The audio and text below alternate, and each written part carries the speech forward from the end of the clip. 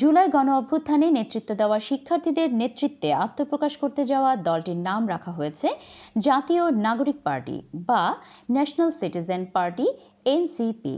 দলের একাধিক সূত্র এই তথ্য নিশ্চিত করেছে। দলটির আহ্বায়ক হচ্ছেন নাহিদ ইসলাম এবং সদস্য সচিব হিসেবে আক্তার হোসেনকে চূড়ান্ত করা হয়েছে।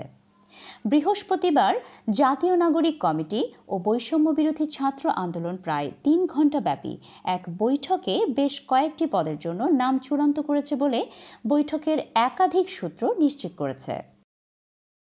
চিফ অর্গানাইজার বা প্রধান সমন্বয়ক হিসেবে নাসিরউদ্দিন পাটোয়ারির নাম চূড়ান্ত করা হয়েছে। নতুন দলের দক্ষিণাঞ্চলের মুখ্য সংগঠক পদে হাসনাত আবদুল্লাহর নাম চূড়ান্ত হয়েছে। উত্তরাঞ্চলের মুখ্য সংগঠক হিসেবে থাকছেন সার্জিস আলম। যুগ্ম সমন্বয়ক করা হয়েছে আব্দুল হান্নান মাসুদকে। তবে যুগ্ম আহ্বায়ক ও যুগ্ম সদস্য সচিব পদে অনেকগুলো নামের প্রস্তাব থাকায় কাউকে এখনও চূড়ান্ত করা হয়নি বলে জানা গেছে। পূর্ব নির্ধারিত ঘোষণা অনুযায়ী আগামীকাল শুক্রবার নতুন এই রাজনৈতিক দল আত্মপ্রকাশ করতে যাচ্ছে।